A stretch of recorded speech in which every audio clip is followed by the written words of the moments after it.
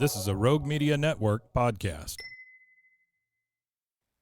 My name is Matthew Halte, and my co-host on the show is Lorenzo. So there's two of us, and the show, it's a video podcast, not just virtual or audio, and it's called Professional Risk Takers. On some platforms it would be Pro Risk Takers, PRO, just a short format.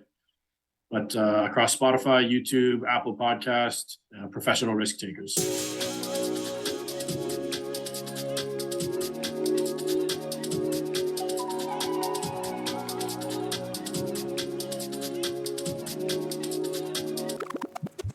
Hey, I'm Mike. Welcome to Podcast Diaries. These are the stories of podcasters who feel alone, just like you.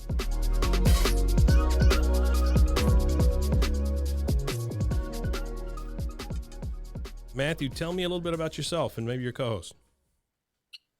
I grew up in an entrepreneurial household. Okay. I don't understand the 9 to 5. Tried it, never worked out. I felt like I was in jail from day one. So I was in the union doing construction from age 20 to 24, and that was enough of that.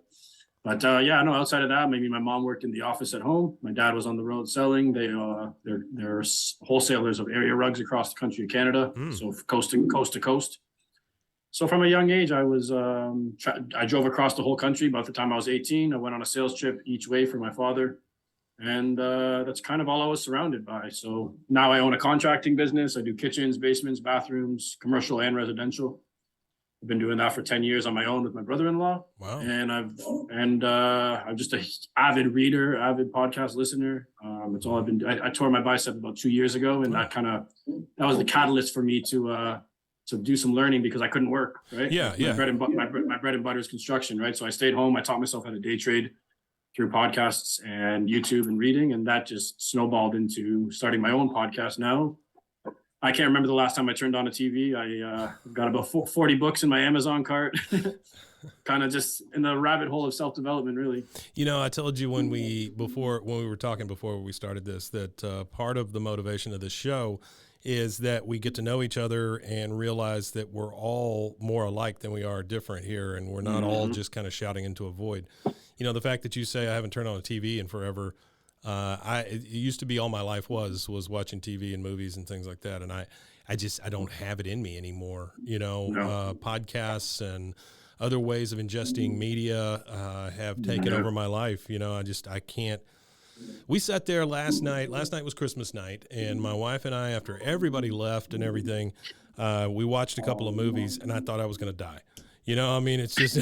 So I'm not alone. No, it's just I had to get up every, 10, 15 minutes. I had to do something. So, You know, it's funny. I realize my anxiety spikes when I'm doing stuff like that, because I'm an achiever. Like I'll proudly say maybe it works against me, but I have a very hard time doing nothing. I spiral very fast when I'm doing nothing. I need to keep busy. One day off of work is enough for me. More than enough. Yeah. I can only cut the grass and vacuum the house and work out so many times a day, right? So, I mean, it's good and bad. It keeps me driven. It keeps me going. My work ethic is good, but I also at the same time try to balance relationships. I'm working on it because my interest levels kind of drop when I'm not utilizing my time wisely. Understood. So I feel you. So tell me about your co-host and how you guys met and how you all get along. He's got a similar background as me in terms of entrepreneurship. He's also in construction, but a little bit different stuff. He does more like city work, road sweeping, bigger city contracts. He's about 12 or 13 years older than me. I've actually known him. I've known him since I was 20. I'm in my early 30s now, 33. Okay. So we've been friends for a while through mutual friends, and just very similar mindsets. We have good synergy. We both have that entrepreneurial kind of frame of mind. And it was funny, about a year and a half ago, he saw that I was day trading, reached out to me, and we kind of reconnected. Just had lunch, told him a little bit about what I was doing, and we kind of brought up the idea of doing a podcast. It just came up in conversation almost 2 years ago now, and it just went nowhere. It was a conversation. We both went home, and that was it. Yeah. And where most podcasts do go, nowhere. Yeah, exactly. Yeah. Sure. Yeah. And then about 5 months ago, I was just sitting right here on my couch, and I was watching YouTube. I was just in one of my little moods where I just felt like I wasn't achieving what I should be achieving. And I sent him a text. And said, "Hey man, do you just want to freaking do this or what? Like, let's get the ball rolling. And he was all for it. So I made a post on Facebook looking for a videographer. I got connected with someone the next day. He runs a whole social media firm. He has a studio for us. He has 9 video editors working on our stuff. Wow. We signed with him the next day, and we're booked up 2 months in advance with guests. That is fantastic, man.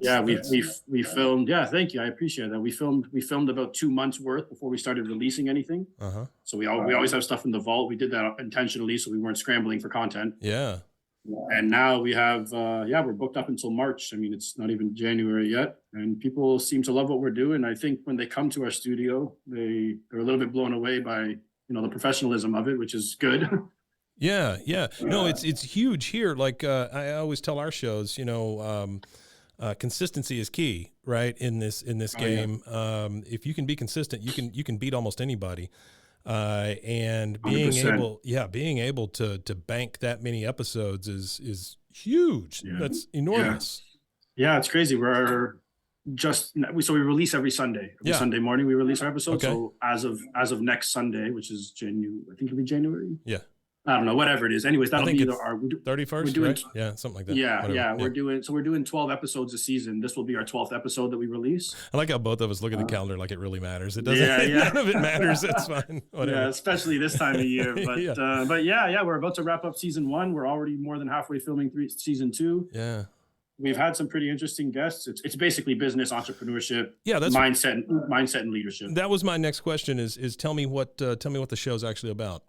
Yeah. So just that, it started off as entrepreneurship, but it's kind of now taken, and it still is entrepreneurship heavily, but it's almost taken on a new twist where we're getting more into. Our conversations seem to be a lot more around the mindset of entrepreneurs and the leadership roles that they have to take on, and obviously business owners from the GTA, the Greater Toronto area where we live, which is cool because we're getting I've had a guest who's an author who has 8 published books on Amazon. Yeah. I've had a guest who sold his house in 2019 and put it all into Bitcoin and made millions. Oh wow.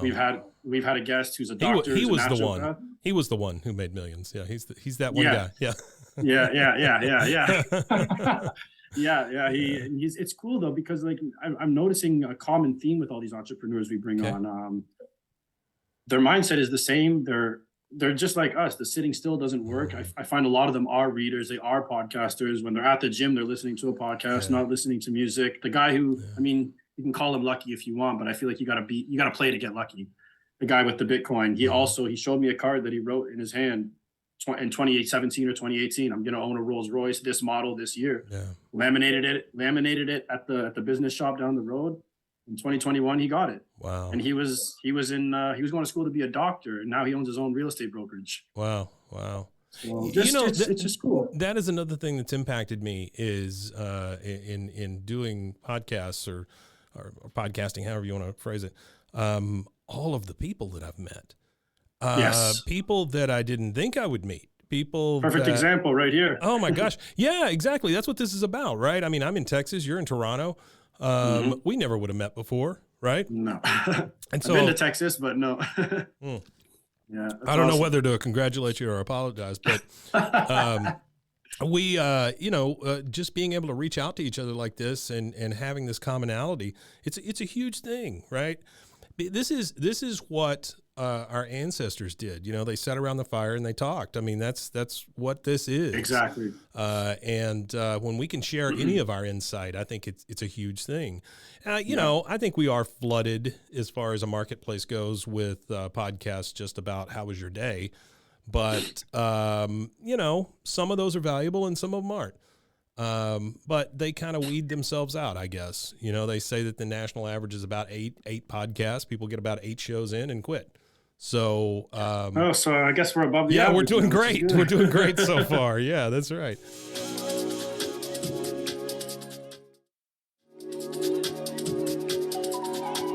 So, tell me what success as a podcaster means to you. What does that look like?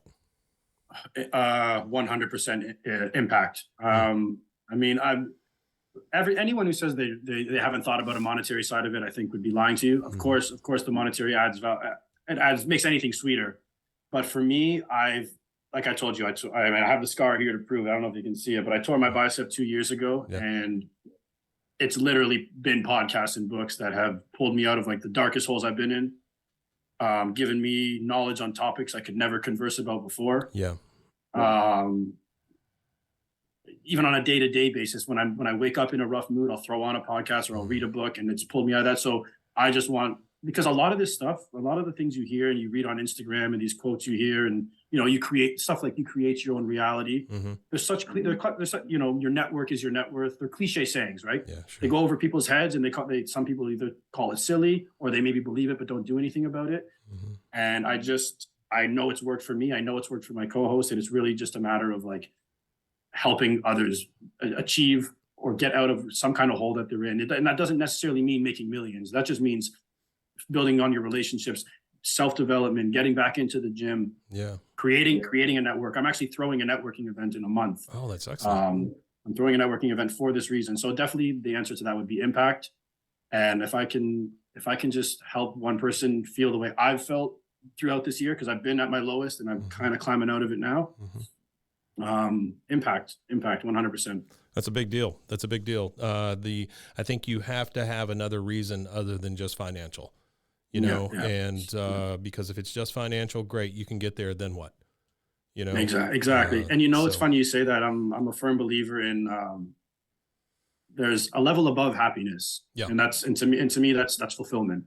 Yeah. Right. You can be happy, but it doesn't necessarily mean you're fulfilled. I mean, I'm happy every time I get a nice steak. I'm happy if I go on a trip. If I go on a trip to Texas with my wife and rent a nice car and drive around, I'm happy. Yeah. But it's not fulfilling, and I'm starting to feel more fulfillment by bringing guests onto this show because I've had people tell me that, wow, this is something I never would have done. I'm glad you pulled me out of this. I'm actually getting response from people I haven't talked to since high school, all because they came on the show.